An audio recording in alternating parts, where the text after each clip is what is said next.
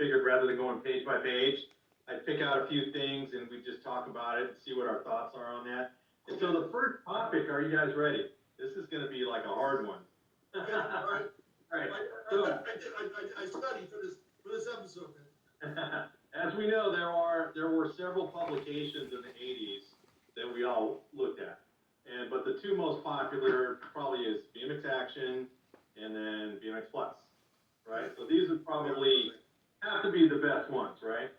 So I wanted to go kind of through the pros and cons of both magazines, and I'll tell you my opinion on these, and then I'll let you guys kind of go from there.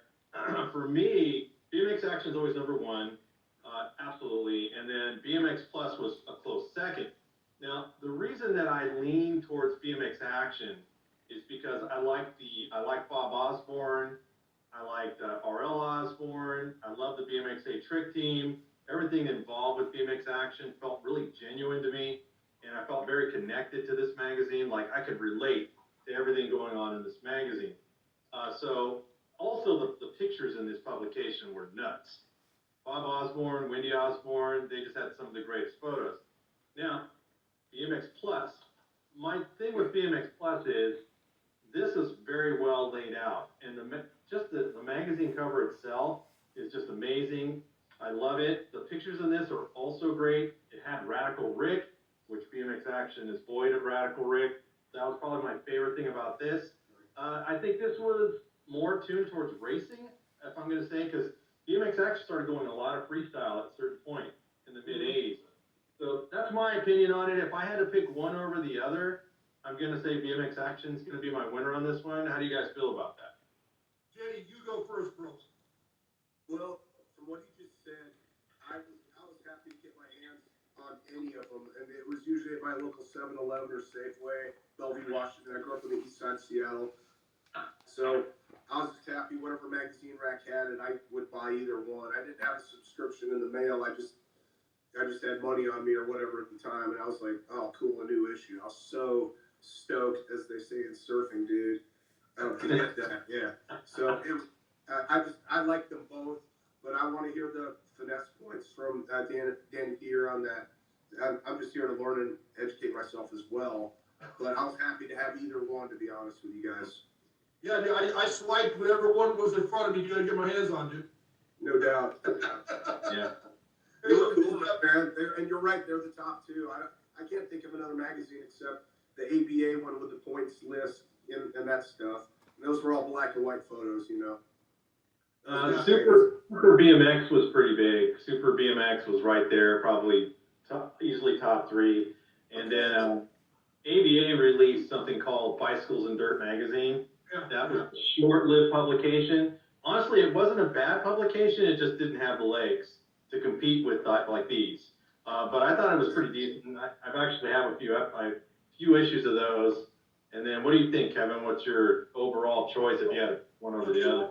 I obviously, see, man, I'll be honest with you, man, I like to go against the grain.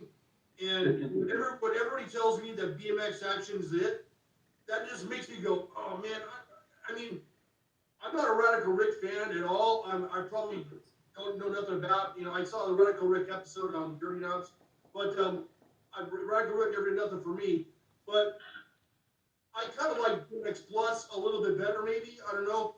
I'm kind of jaded because on Scott Breithop's Facebook page, his Wikipedia page, it says that he was one of the co-founders of BMX Plus. Did you know that? No, did not know. Okay, I've been burned by Wikipedia before, right? But yeah. Wikipedia says that Scott Breithop was one of the founders of BMX Plus. I don't know if it's true, but that's what it says. Which one had which magazine had the parting shot, and which one had the odds and endos? Right, but that's really good, Tom. So did you know that?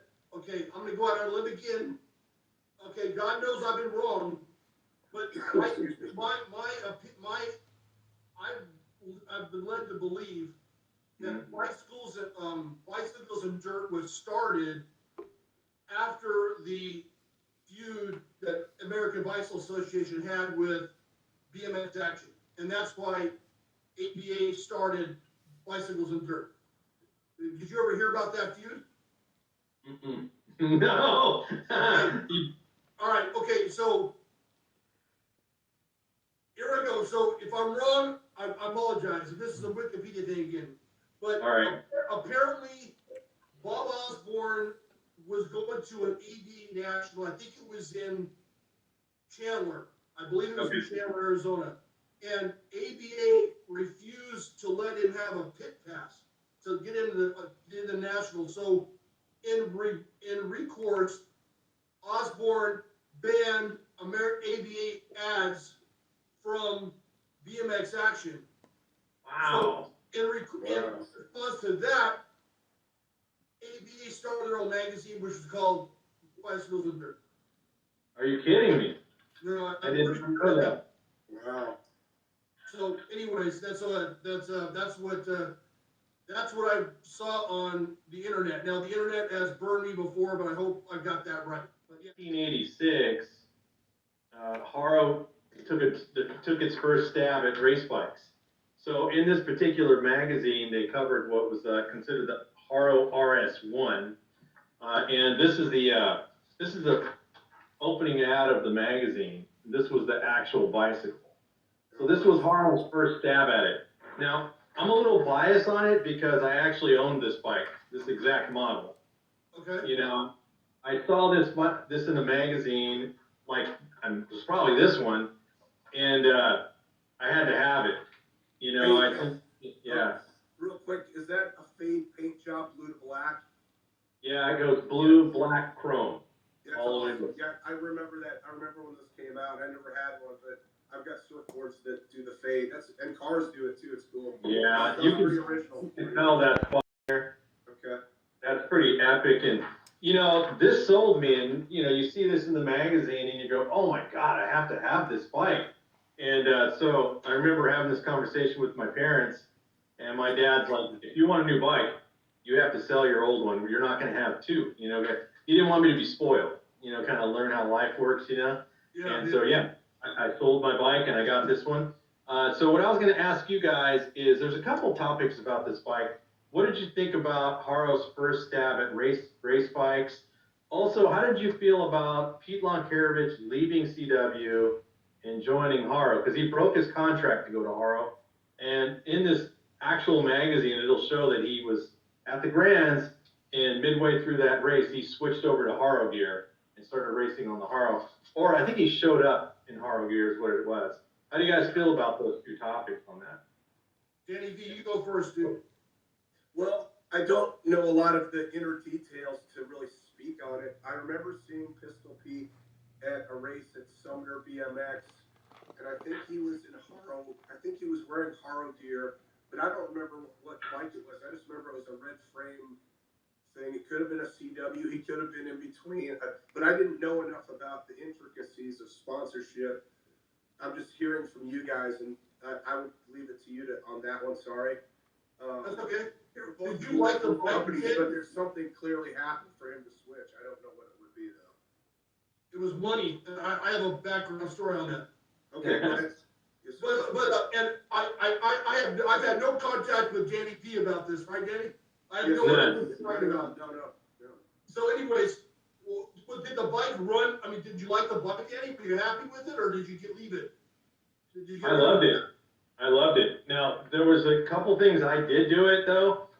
If you guys look at this bike, it came with 3-piece cranks. But the first time I raced it, I cased a set of doubles and I cracked the cranks on the first day. So that was a negative. The laid back seat post, I got rid of that and I went with a straight seat post.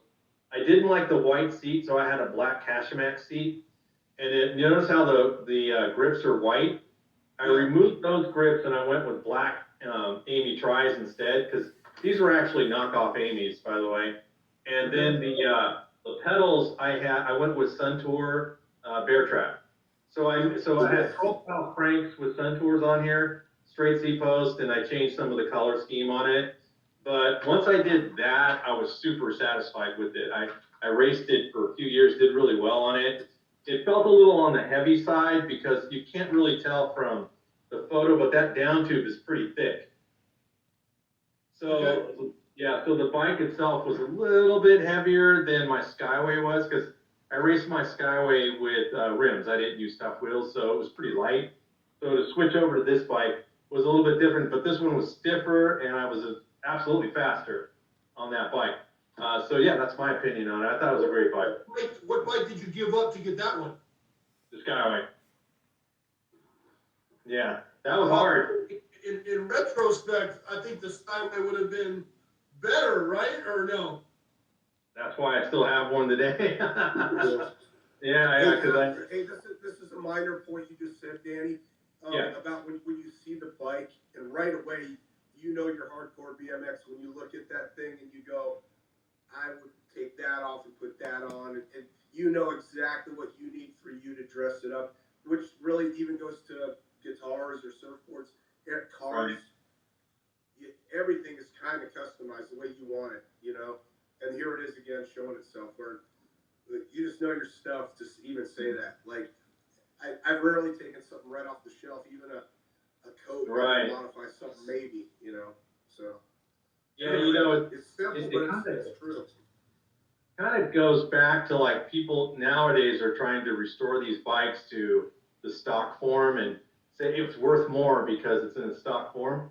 But how many of us actually kept it in its stock form? Like, you know, and that's Not really. It's like yeah, right out of the shop, the seat's gonna be seated wrong. The pitch of the seat, you know, you want a little, you know, like you said, Yeah. the sway back or the grips or what have you. If you favor a certain handbrake, Yeah. I favored hutch pedals, you know, that they were cool, you know. But and Yeah. again, I love the arguments between parts too. That's fun too. Kevin got me going with that. So, but yeah, so we definitely customize in BMX for sure. right. Yeah. What do you think, Kev? I don't know much about the RS1. I believe that was one of the trivia questions you asked me during the last trivia episode about the RS1. But I always thought the Group 1 was much better looking or much better race bike from my perspective. I've had many Group 1s. Never had an RS1. Well, the Group 1, it's the Haro Group 1 RS1, because there was 3 versions of the Group 1. You had a RS1, RS2, RS3. Really? RS1, Okay. All right. yeah, one was like the top of the line, and then it went down. RS2 was essentially the same bike, but it just didn't have like the 3-piece cranks and so forth. But if you look at some photos of Mike King, he's actually on an RS2 as opposed to the RS1, which I always thought was kind of unique. I thought maybe because he just likes the color combinations of the RS2, because the color combinations were a little bit different. And so that was my opinion on it. You're telling me that RS1 in that picture is actually a Group 1 RS1, or the Group Yeah. 1 came later? See how it says Group 1 on the down tube? Okay. And then yeah, so they're all Group 1s, but there's different models of it. So you got your, when did they come up with the top two that went been up toward the seat post? What was that? That's a Group 1 that I always thought about. they're thinking of a much later model. This is like the original race bike Okay. that came out with them. So that's probably where the confusion is on that. All right. Well, anyway, the only thing I got on the Pelon Caravage thing was that. Excuse me. Sorry, I have to. The only thing I have on the Pelon Caravage thing is that yeah, he left CW for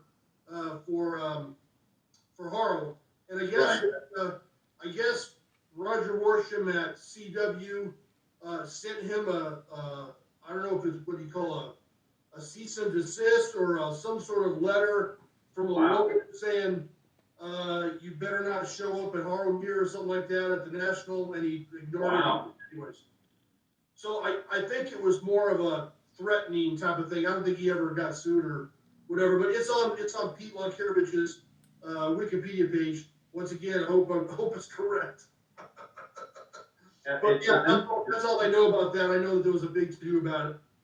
Yeah, I think because CW invested a lot of money in Pete, because they had a signature frame for him as well. And I know that Sean Texas was on CW, wanted his own signature frame, but CW was like, no, we already did that with Pete. We're not we're not doing that.